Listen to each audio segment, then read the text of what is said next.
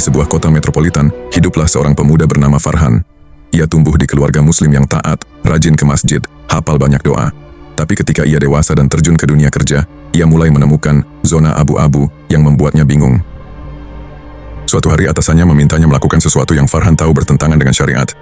Memanipulasi data untuk keuntungan perusahaan. Atasannya berkata, Farhan, ini dunia kerja. Kalau kamu mau sukses, kamu harus fleksibel.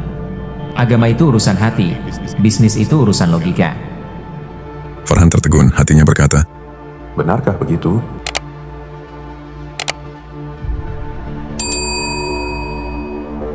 Malam itu Farhan mengunjungi ustadz yang sering membimbingnya. Ia menceritakan kegelisahannya. Assalamualaikum warahmatullahi wabarakatuh. Ustadz, kenapa hidup harus serumit ini? Kenapa Allah dan Rasul-Nya membuat aturan yang sepertinya sulit diterapkan di zaman modern? Sang ustadz tersenyum lembut, lalu membuka Al-Quran. Katakanlah, taatilah Allah dan Rasul-Nya. Jika kamu berpaling, maka sesungguhnya Allah tidak menyukai orang-orang kafir. Quran Ali Imran, ayat 32. Farhan, ayat ini sangat tegas, bukan sekadar anjuran, tapi perintah. Dan lihat konsekuensinya, berpaling dari ketaatan bukan sekadar dosa biasa, tapi dikategorikan sebagai perilaku orang kafir. Ustadz melanjutkan, Syekh Taqiyuddin An-Nabani, seorang ulama besar, menjelaskan ayat ini dengan sangat gamblang dalam kitabnya Asy-Syakhsiyah Al-Islamiyah, Kepribadian Islam. An-Nabani menegaskan, ketaatan kepada Allah dan Rasul-Nya adalah paket lengkap, tidak bisa dipilah-pilah, tidak bisa diambil yang enak saja dan meninggalkan yang berat. Islam bukan buffet, di mana kamu pilih menu yang kamu suka. An-Nabani menjelaskan bahwa ayat ini menghancurkan konsep dikotomi agama dan kehidupan. Tidak ada pemisahan antara agama dan negara. Tidak ada pemisahan antara agama dan ekonomi. Tidak ada pemisahan antara agama dan politik. Tidak ada pemisahan antara agama dan kehidupan sosial. Farhan, ketika seseorang berkata, agama itu urusan pribadi, jangan dicampurkan dengan pekerjaan atau politik. Sebenarnya ia sedang melakukan apa yang ayat ini sebut sebagai tawalla, berpaling. Makna berpaling menurut An-Nabani. An-Nabani membedakan dua jenis berpaling.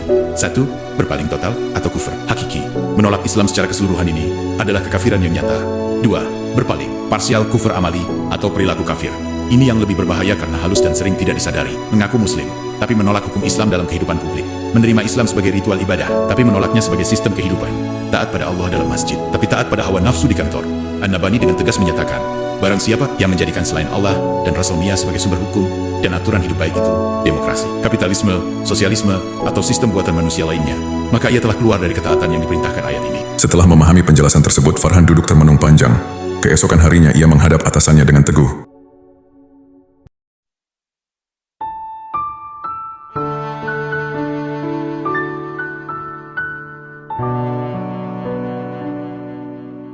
Maaf, Pak. Saya tidak bisa melakukan itu. Ini melanggar prinsip saya sebagai muslim. Kamu siap kehilangan karir. Farhan menarik napas panjang, lalu dengan tenang mengucapkan, Pak, karir adalah anugerah, tapi iman adalah kebutuhan. Saya tidak mau sukses di dunia tapi bangkrut di akhirat. 3 bulan kemudian Farhan memang kehilangan pekerjaannya, tapi ia menemukan pekerjaan lain di perusahaan yang lebih menghargai integritasnya. Lebih dari itu, ia menemukan kedamaian batin yang tidak pernah ia rasakan sebelumnya. Ia menyadari, ketaatan bukan beban, tapi pembebasan. Pelajaran kunci dari ayat dan pemikiran An-Nabani. Ketaatan harus komprehensif, tidak boleh parsial. Tidak boleh iya untuk salat tapi tidak untuk ekonomi syariah. Iya untuk puasa, tapi tidak untuk hukum Islam dalam kehidupan publik. 2. Konsekuensi. Berpaling sangat berat. Allah tidak mengatakan tidak suka orang yang berbuat dosa, tapi tidak suka orang kafir.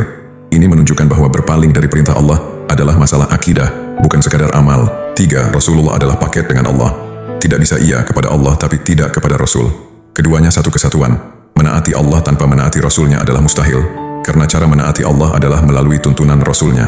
4. Islam adalah sistem hidup lengkap. An-Nabani menekankan, Islam bukan agama spiritual semata. Islam adalah diin, way of life. Mengatur seluruh aspek kehidupan manusia dari bangun tidur sampai tidur lagi, dari lahir sampai mati, dari individu sampai negara. 5. Tidak ada ruang untuk relativisme.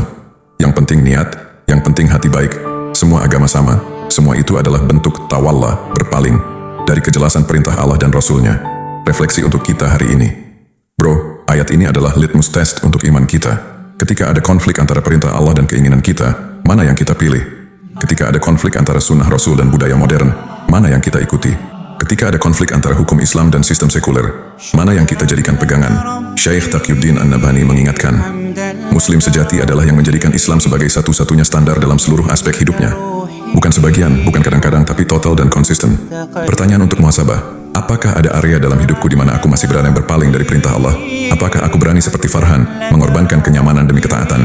Apakah aku sudah menjadikan Al-Quran dan Sunnah sebagai satu-satunya rujukan? Atau masih campur dengan standar dunia? Semoga kita semua dimampukan untuk taat kepada Allah dan Rasul-Nya secara total, bukan parsial.